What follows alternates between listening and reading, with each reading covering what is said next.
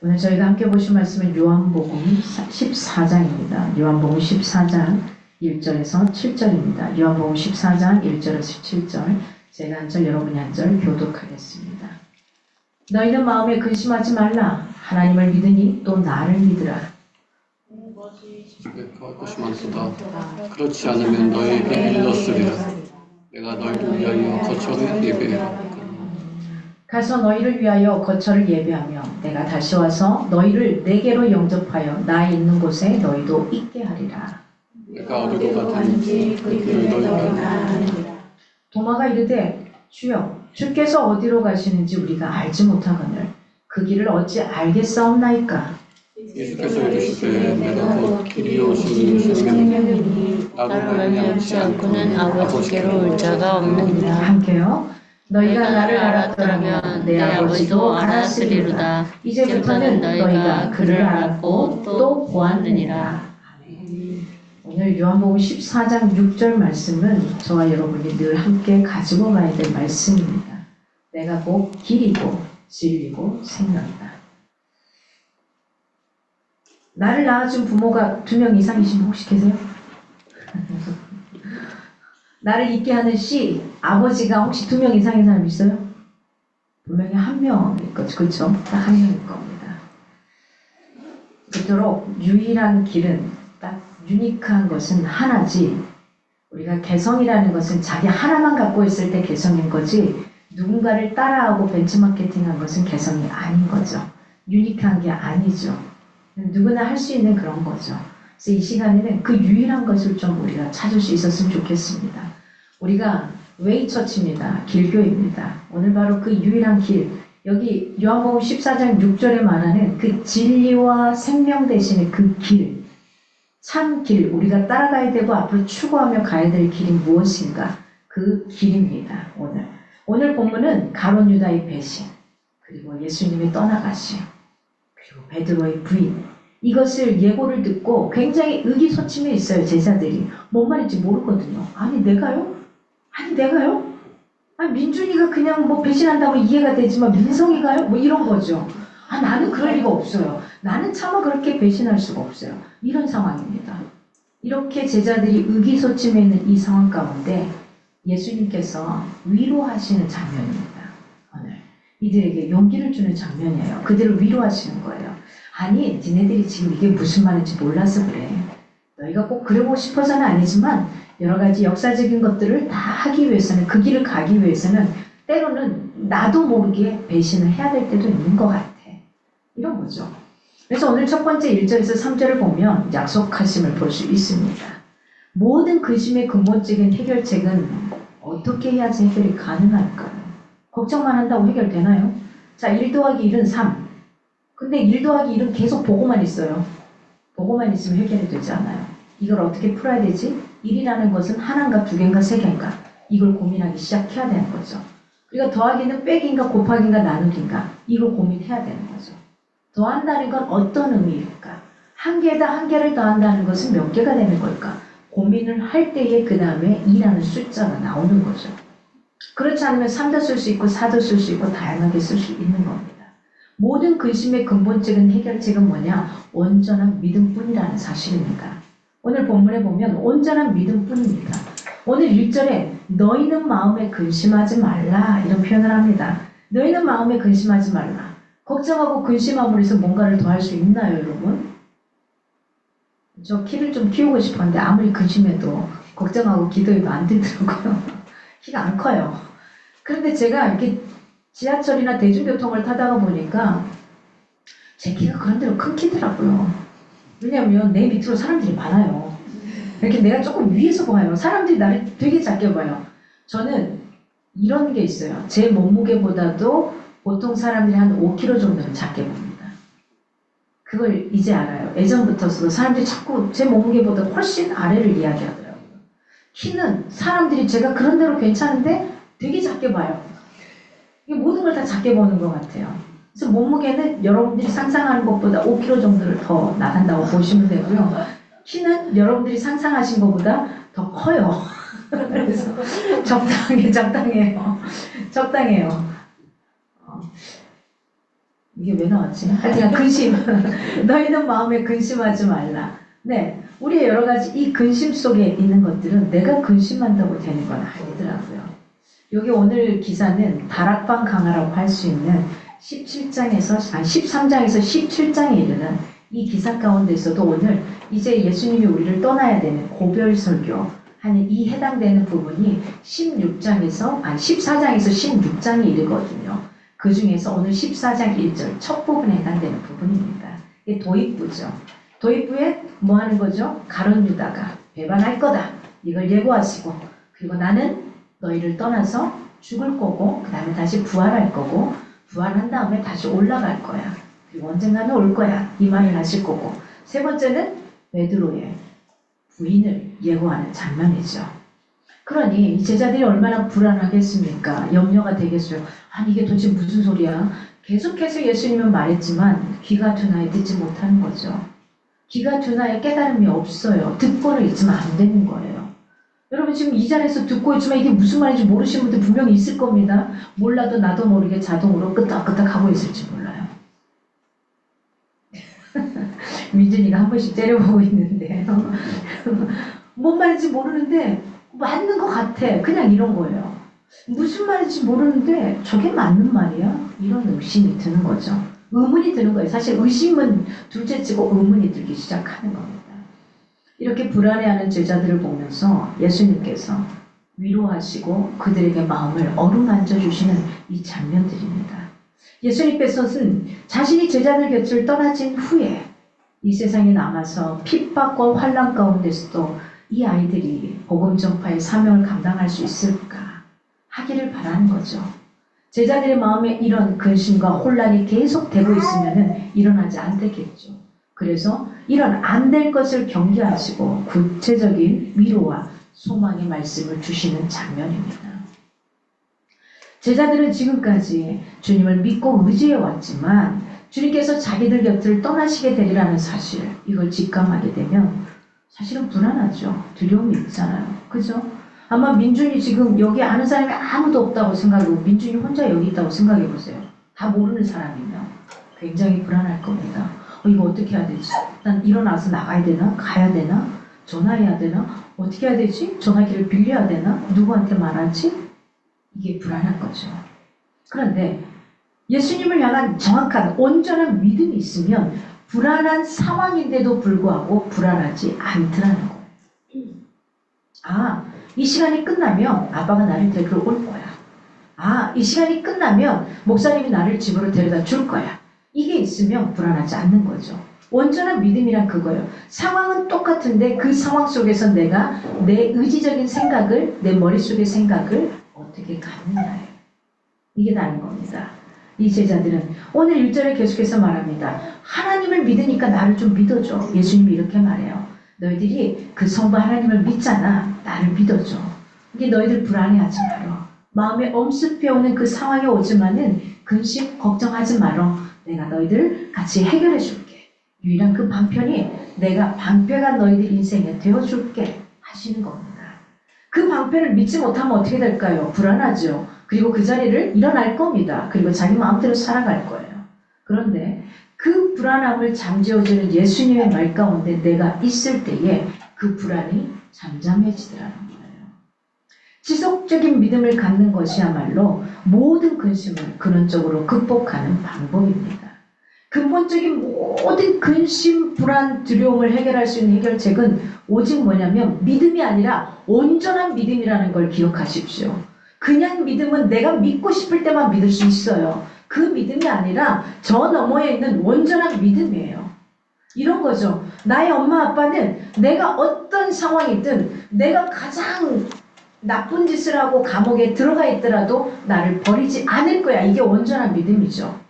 근데 온전하지 않는 믿음은 어떤 거죠? 내가 엄마 아빠 마음에 들지 않으면 나를 버릴 수도 있어. 이게 온전하지 않는 믿음이겠죠. 제가 지금 조금 예를 제대로 들었나 모르겠습니다만은 이렇게 표현하고 싶습니다. 그 어떤 상황이어도 나는 하나님이 포기하지 않을 거야. 그 어떤 상황이어도 하나님이 나를 그냥 두지 않을 거야. 이게 저에게는 있습니다. 그렇기 때문에 믿지 않는 가족 가운데서도 굉장히 외롭고 쓸쓸하고 고독하고 힘들었는데 그 속에서 외로움을 느끼지 않아요. 제가 없으면 우리 집안 이렇게 형부들이 되게 재미없어요. 제가 꼭 있어야 돼요. 명절이면 제가 오기를 눈꼽아 기다려요. 어린 조카들은 제가 오기만을 기다려요. 왜냐하면 가면은 나랑 같이 밖으로 나갈 수 있고 무엇인가를 할 수 있고 나갈 수 있거든요. 그래서 그렇게 합니다. 이게 지금 이제 뭐 대학생도 되고 다 커서 컸는데도 불구하고 오면은 같이 이모 같이 놀아줘. 이모 같이 가줘. 요걸 합니다. 온전한 믿음을 갖는다는 거 굉장히 중요합니다. 우리 인생은 이 세상을 살아가는 동안 두려움과 불안 있을 수밖에 없잖아요. 근심과 걱정 이거 사로잡힐 수밖에 없지 않나요? 소원 성취만 하면 모든 근심과 걱정, 염려와 불안 여기서 해방될까요? 아니요. 자, 나 월급 뭐 얼마를 해야 되나? 제가 이렇게 연봉 이런 개념을 잘 몰라가지고 연봉 얼마를 받아야지 만족하실까요?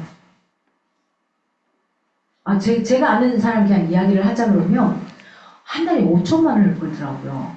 그 보험 세일즈맨이었는데 그 회사 기업 사장들 이 사람들만 상대를 했었어요.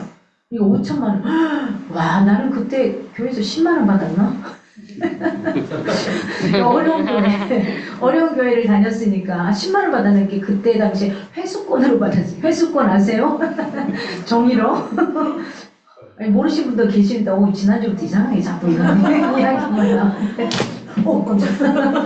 회수권으로 이렇게 그 옛날에 100원 막 150원 버스 비용이 지금이야 카드로 찍고 있지만 그거 없었어요. 종이로 딱 받으면 10장씩 사가지고 칼로 잘라가지고 한 장씩 이렇게 스탬플러로 찍어가지고 하나씩 떼서 했던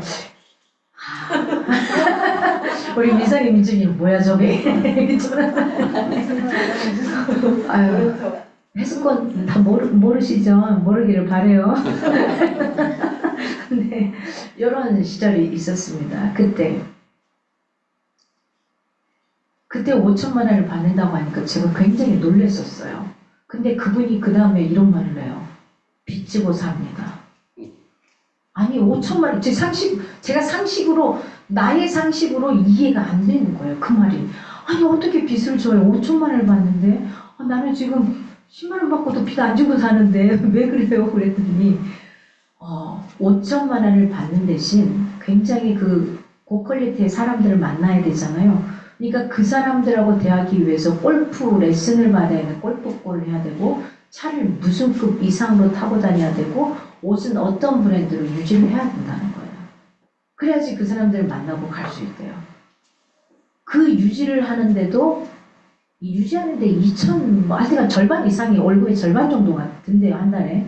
근데 그 외에 그러면 그만큼을 받으니까 또 쓰는 거나 이것들이 굉장히 높은 거예요.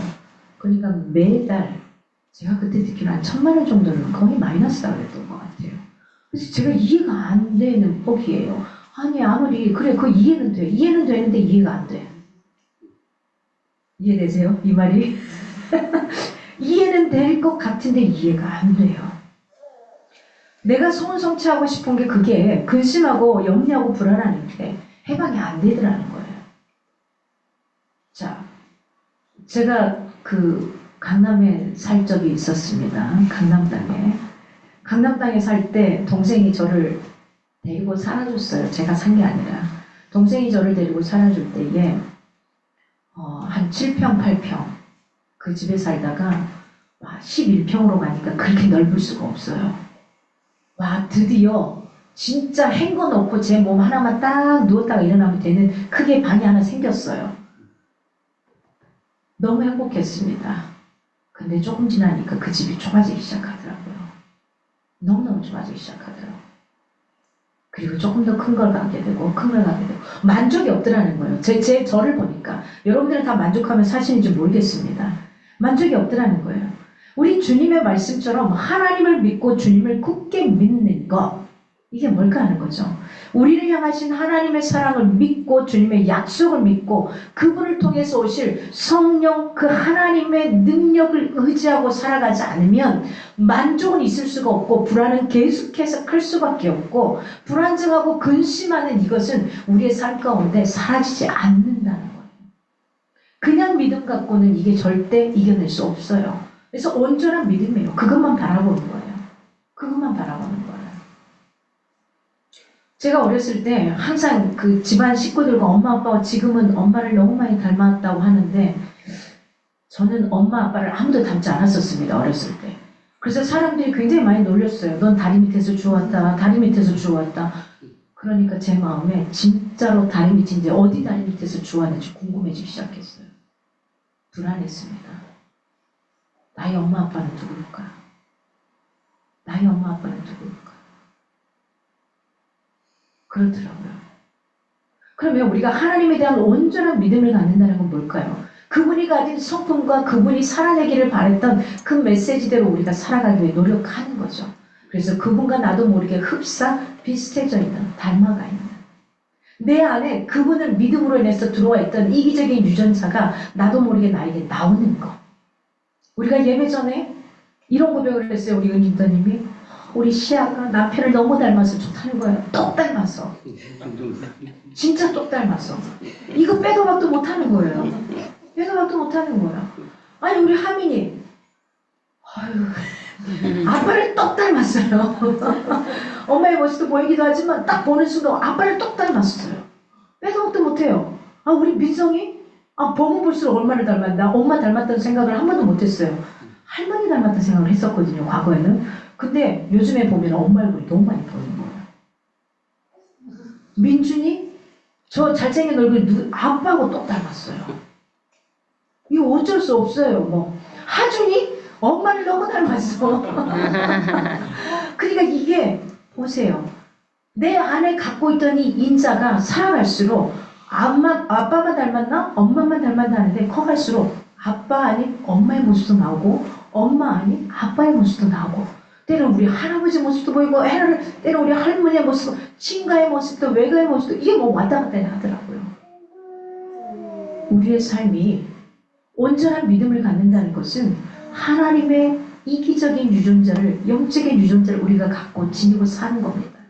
그분을 믿기로 작정하는 순간 우리의 마음속에 믿기로 작정하기 이전부터서 이미 하나님이 이 땅에 보내실 때에 그분의 생명체로 우리를 호흡하게 하셨기 때문에 이미 갖고 있는 겁니다. 내가 그걸 모르고 사는 거예요. 이제는 그걸 발동시키고 나오게 해야만 해요. 온전한 믿음으로 살아갈 때 어떤 일이 벌어지는지 여러분의 삶으로 경험할 수 있기를 바랍니다. 예수 그리스도를 믿는 것이 곧 하나님을 믿는 거라는 사실을 오늘 1절은 계속해서 이야기합니다. 예수님의 관심은 어디에 있었을까요? 예수님의 관심은 처음부터 끝까지 이거였습니다. 섬김이었습니다. 예수님의 관심은 처음부터 끝까지 섬김이었어요. 섬김으로 저와 여러분에게 다가오셨고 그리고 내가 너를 섬겼으니까 야 봐 내가 너한테 했는데 너 나한테 안 해 이렇게 하지 않으셔요. 자기를 배신할 걸 알면서도 그를 그냥 섬기셨어요. 자기를 팔 걸 알면서도 그냥 그를 섬기셨어요. 자기를 부인할 걸 알면서도 그냥 그를 섬기셨어요. 자기가 죽어가는 그 마지막 순간에 빼먹을 것 다 빼먹고 다 도망갈 걸 알면서도 그 제자들을 그냥 섬기셨어요. 그들의 가장 추억하고 더러운 부분 그 발까지 씻게 신어서 섬기셨어요. 오늘 2절에 보니까 내가 예배하러 간다. 뭘 예배하러 가냐? 너희가 있을 그 처소를 예배하러 간다. 너희가 이 땅에서는 각자가 알아서 살고 있는 몇 평에 어디에 뭐에 살고 있지만 원룸에 살고 있고 어디엔가 다 살고 있지만은 이 땅을 떠나는 그 순간 영적으로 너희와 내가 함께 거처할 그 영적인 처소를 예배하러 내가 먼저 가 있을게. 이렇게 표현하신 겁니다. 이 땅에서 가장 큰 사랑은 어떤 사랑일까요? 부모님의 사랑일 겁니다. 그렇잖아요. 내가 아무것도 지불하지 않아도 부모님들이 다 해주시잖아요. 먹고 자고 싸고 그냥 갔다가 해도 알아서 다 해주시잖아요. 깨끗하게 해주시고 먹을 것 갖다 대령해주시고 맞춰주시고 내가 노력하지 않아도 그냥 해줄 수 있는 범위에서 부모가 다 해줘요. 그렇잖아요. 근데 이런 부모의 사랑에도 한계가 있죠. 한계가. 물질이 부족하면 아니면 내 몸이 약하면 내 몸이 힘들면 내 자식들에게 다 해줄 수 없어요. 부모에게도 한계가 있습니다. 그러나 우리의 예수님은 우리의 주님은 우리를 왜 죽으셨고 다시 부활하시고 그리고 하늘로 오르시면서 또 다른 이 땅에서의 삶이 아니라 저 천국에서의 삶에 우리의 처소를 또 예비하러 가 계시다는 거예요. 그리고 내가 다시 올게. 그때까지만 기다려. 기억하십시오. 그런데 내가 올 그날은 나도 몰라. 누구만 아냐? 성부 하나님만 아셔. 나도 몰라. 본인이 오실 날도 본인이 모른다는 거예요. 이 땅 가운데서 내가 언제 온 재림한 예수다. 믿지 마시기 바랍니다. 아닙니다. 주님도 언제 올지 몰라요. 언제 올지 모르기 때문에 뭐 해야 돼 우리는? 언제 올까가 궁금하지 마시기 바랍니다. 이미 모른다고 했으니까. 언제 오느냐는 중요하지 않아요. 시험이 언제냐 이거 중요하지 않아요. 내가 언제 가냐가 중요하지 않아요. 그게 언제가 됐든 내가 미리 준비하고 있어야 된다는 거예요. 내가 지금 이 순간을 최선을 다해 살고 있어야 된다는 거예요. 그게 온전한 믿음 가운데 서는 겁니다. 내가 아무런 물질에 준비되어 놓지 않고 나는 59평에 언제 갈 거야? 말이 안 되는 거죠. 내가 언제가 될지는 모르지만 그때를 대비해서 지금 준비하고 저축하고 어떻게 투자할 거고 어떻게 나를 개발할 건지 이걸 해가고 있는 거죠. 주님의 관심은 오직 우리가 서로를 섬기고 돌보는 데 있습니다. 우리가 이렇게 살아갈 수 있기를 바랍니다. 3절에 말합니다. 내가 다시 와서 이게 우리가 신학적인 용어로 재림이라는 표현을 합니다. 명확하게 약속하십니다. 내가 다시 와서 하늘의 초소를 예비하러 가시면서 제자들을 그곳으로 인도하기 위해서 내가 다시 올 거다. 그분이 언제 오시는 건 아무도 모른다는 사실, 우리는 변함없는 삶을 살아가는 겁니다. 시험이 언제인가 중요하지 않습니다. 진짜 공부 잘하는 친구들을 보면은 그렇더라고요. 매일 꾸준하게 자기가 해야 될 양을 차곡차곡 쌓아가요. 힘들어도 쌓아가고 안 힘들어도 쌓아가더라고요. 그리고 시험 때가 되면 학원을 나오지 않더라고요. 그때는 스스로 공부로 마지막을 해나가더라고요. 그 전에는 다 배워갈 거 다 배워가요. 제가 예전에 학원에서 과학고등학교 특목고 가는 아이들, 중3 애들을 이렇게 가르쳤었는데 그 아이들의 공부 패턴이 그래요. 그래서 시험 때가 되면 좀 편해요. 근데 시험 때 되면 불편하게 하는 애들은 어떤 애들이냐면 평상시에 공부 안 하는 애들. 그때 되고 어이구 뒤에 이런 애들이에요. 우리는 믿음도 마찬가지예요. 지금 내가 있든 없든 1,000원이고 100원이고 예금, 적금을 계속 해나간 사람들 급박할 때 그걸 뺏을 수 있거든요. 근데 그걸 해놓지 않은 사람은 어떤 일이 닥칠 때 안 되는 거예요. 없어서 아니에요. 하루에 1,000원씩만 적응하는 습관도 가져보십시오. 굉장히 좋습니다. 그날 쓰는 것에 잔돈을 돼지정통에 넣어보십시오. 그게 굉장히 큰 돈이 되더라고요. 그건 내가 안 써도 없어지는 거거든요. 근데 내가 그걸 모으니까 그게 푼돈이 큰 돈이 되더라고요. 저는 그 돼지정통에 하나하나 넣어서 엄마에게 25만 원짜리 옷을 사준 적도 있습니다. 하나하나 넣어서 모아서. 그러니까 내가 안 된다가 아닙니다. 지금 내가 무엇을 향해 갈 것인가입니다. 오늘 4절에서 5절을 보면 예수님이 가려는 길을 보입니다. 계시라는 것은 오직 성도만이 받을 수 있는 특별한 축복입니다. 다른 이에게 말한들 알까요? 예수님의 이러한 능력을 말한들 알까요? 알 수 없어요. 저도 잘 모르겠어요. 때로는 헷갈릴 때도 있어요. 이거 내가 어떻게 믿어지지? 이걸 말로 표현할 수가 없어요. 진짜로. 근데 그냥 믿어져요. 믿는다는 것은 그냥 믿어지더라고요. 그냥 그 어떤 것도 없어요. 제가 요즘에 그 성경의 민수기, 신명기, 레위기를 해가면서 이게 상당히 사람들이 믿어질까? 나도 모르겠는데 이 생각이 들어요. 이 생각이 든다고요. 저도. 근데 분명한 건 이걸 써놓은 이유가 있거든요. 그걸 학적으로 고민하고 나가자. 이게 아닌 거예요. 그냥 한번 믿어지는 거예요.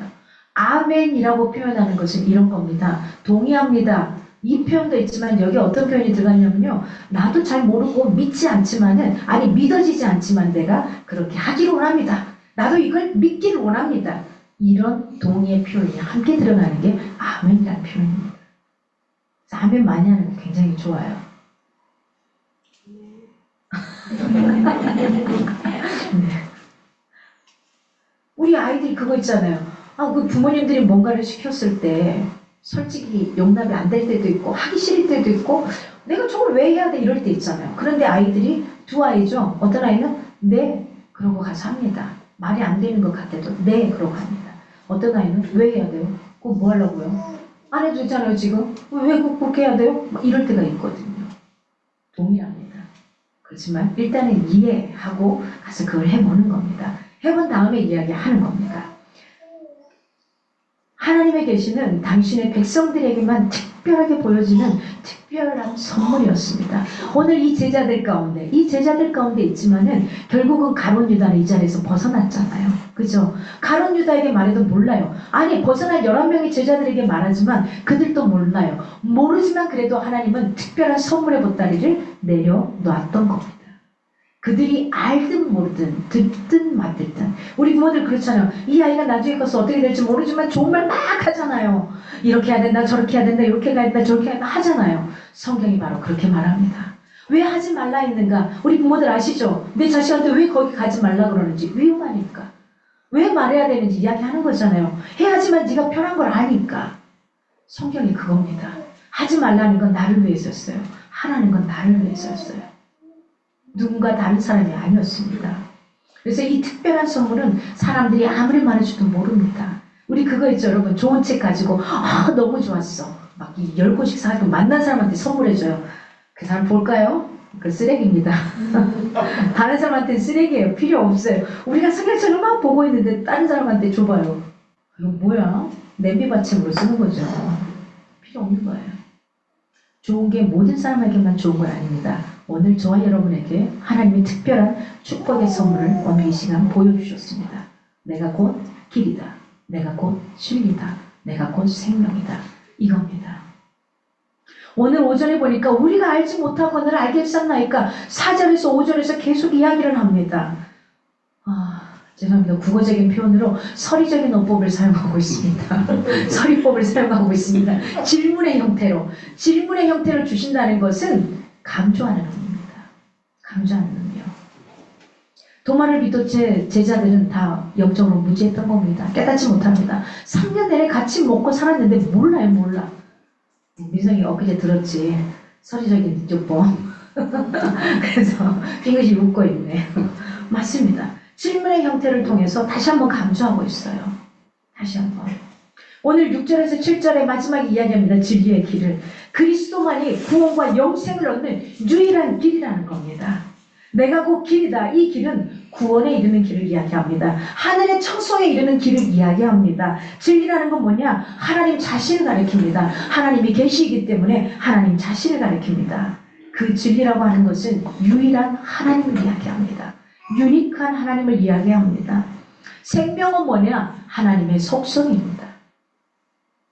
그 길이고 진리고 생명이 영원한 생명의 원천은 바로 하나님께만 있다는 사실입니다.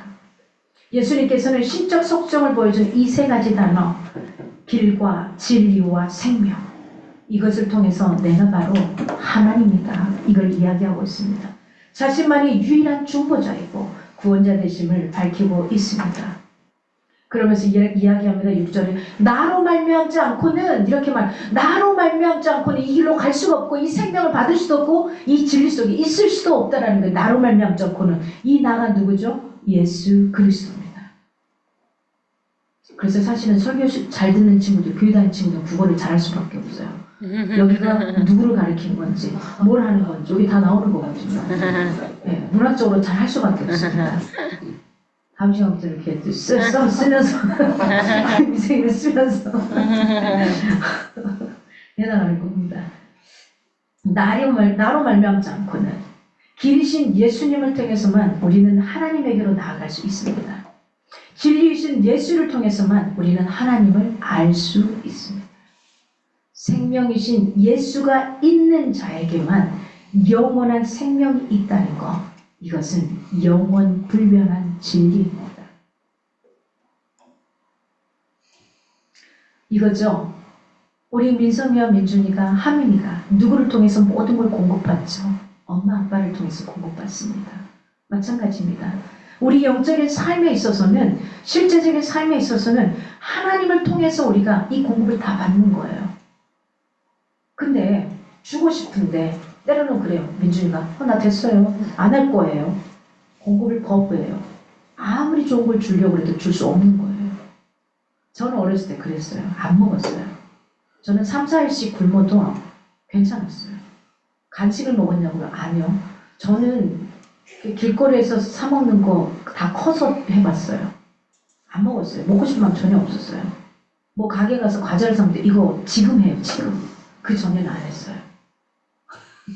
전혀 안 했어요. 그러니까 안 먹었어요. 안 먹어서 얘를 많이 먹였던 것 같아요. 안 먹었어요. 안 먹어도 살더라고요. 왜냐면 민준이 조금만 안 먹으면 빨리 밥 주세요 이럴 텐데. 그냥 그래요. 이제 설교 끝나면 민준이가 나한테 막 뭐라 그럴 것 같아요 지금. 왜 그랬어요? 막 이럴 것 같은데 눈이 너무 이뻐가지고 자꾸 쏙 제가 빨려 들어가고 있어요 지금. 그렇습니다. 진짜 진리 속에 우리가 뭐냐면 개중의 부모가 우리 자식들에게 다 공급해 주지만 사실은 나쁜 부모도 있더라고요. 우리 자식들에게 제대로 하지 못한 부모들도 있더라고요. 자식도 또 부모에게 그런 친구들도 있고요. 그런데 오늘 이거 뭐죠? 예수 그리스도는 하나님은 절대로 우리에게 나쁘다는 것을 주지 않아요. 이게 생명이라는 걸 잊지 마시기 바랍니다. 생명이고 진리고 길이기 때문에 이분은 우리에게 올바른 길, 온전한 길, 올바른 유니크한 복음을 우리에게 주시는 거지 그 다른 걸 주지 않아요. 생명을 살려주셔요. 때로는 우리 부모들은 자기도 모르게 자식을 죽이기도 해요. 언어로. 너가 지금 뭘 한다고. 내가 지금까지 봐도 너는 안 돼. 이런 소리를 많이 합니다. 그러나 하나님은 절대 그게 아니에요. 내가 정말 나락에 떨어져 있는 인생이고 내가 별 볼 일 없는 것 같고 머리도 저 밑바닥에서 꼴통에서 왔다 갔다 하는데도 하나님은 저에게 이야기하시더라고요. 너 할 수 있어. 너 되더라? 너 괜찮은 아이야. 너 머리 쓰면 괜찮더라고. 저에게 계속 이야기하시더라고요. 그래서 제가 그런 표현을 합니다. 아, 하나님이 호박도 수박되게 하신다. 그게 가능하더라고요. 그게 가능하더라고요. 제가 제 인생을, 다른 사람 인생을 모르겠어요. 제가 제 인생을 봐서는 그래요. 정말로 그래요. 진짜로 저는 막 뭐 복잡한 거, 이거 막 연구하는 거 좀 별로 안 좋아해요. 믿거나 말거나 진짜 안 좋아해요. 그런데, 이렇게 쓱 한번 보면은 스캔이 돼요. 스캔이 돼요. 쓱 한번 보면은 그냥 쭉 보면은 거기서 요점이 전개가 돼요. 그러니까 제가 막 이렇게 집중해서 뭘 잘했어 절대 아니에요. 자꾸 이게 되다가 보니까는 그게 되더라고요. 진짜로 여러분, 하나님은 영원 불변한 진리라는 거, 요거 잊지 않았으면 좋겠습니다. 오직 주님만이 우리의 인생 가운데 생명과 빛의 근원이시라는 거, 그래서 그분 앞에 다가갈 수 있는 거라는 거. 요즘 시대를 포스트 모더니즘 그 단계를 넘어섰죠. 이미 이 말이 벗어났습니다. 2000년대 들어서 포스트 모더니즘을 계속해서 다가오고 있는데 그래서 포스트 모더니즘이라고 앞에 포를 여러 개를 붙여요. 그래서 이렇게 모더니즘입니다. 또 영어 전공자님 두 분이나 계셔가지고 살짝 제가 그러긴 하지만 뭐 그렇든 말든 포스트 모더니즘입니다. 이 포스트 모더니즘은 어떻습니까? 근대주의의 모든 특징을 무너뜨려 버렸거든요. 그러면 근대주의의 특징이 뭐냐 이거죠. 근대주의 특징은 진리나 가치, 이것의 절대성을 강조했었습니다.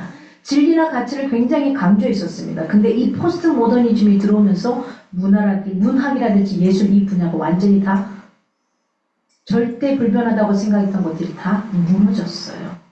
보세요. 가수들은 과거에는 노래만 잘하면 돼요. 배우는 연기만 잘하면 돼요. 그렇잖아요. 뮤지컬 배우는 뮤지컬 배우 현장에서만 잘하면 돼요. 근데 지금은 가수인데 얼굴도 잘생겨야 되고 얼굴도 이뻐야 되고 몸도 날씬해야 되고 노래는 당연히 잘해야 되고 연기도 잘해야 되고 거기다가 예능도 잘해야 돼. 이게 안 되면 누가 잘 안 써주는 거예요. 그래서 실제 연기하면서도 OST를 그 배우들이 부르기도 하는 거죠. 이렇게 돼버렸어요. 그러니까 근대주의에는 절대적으로 그 한 가지만 잘하면 됐었어요. 거기만 뛰어나면 됐었어요. 그런데 이 포스트 모더니즘이 되면서 이게 다 무너지기 시작하면서 이렇게 되는 거예요. 그래서 어떤 게 뛰어나게 되냐 포스트 모더니즘에서는 상대성하고 다원성이 대두되기 시작하는 겁니다. 절대적이었던 것들이 무너지기 시작하는 거예요. 야 그것만 진리야? 이것도 진리지. 이렇게 되는 거예요. 야 그것만 맞아? 이것도 맞지. 이겁니다. 여러분 다원주의가 아무리 치닫아도 민준이를 낳아준 사람이 엄마가 둘일 수 있나? 엄마 둘인가? 민준이 모르는데요. 큰일 났네. 엄마가 둘일 수는 없는 거죠. 다원주의가 아무리 많이 창대한다 그래도 둘일 수는 없는 거죠. 남편과 아내를 둘씩 있으면 좋을라나? 둘일 수는 없는 거죠. 마찬가지입니다. 그렇듯이 진리와 가치에 있어서도 우리가 혼동되거나 흔들릴 수는 없어야 되는 영역입니다.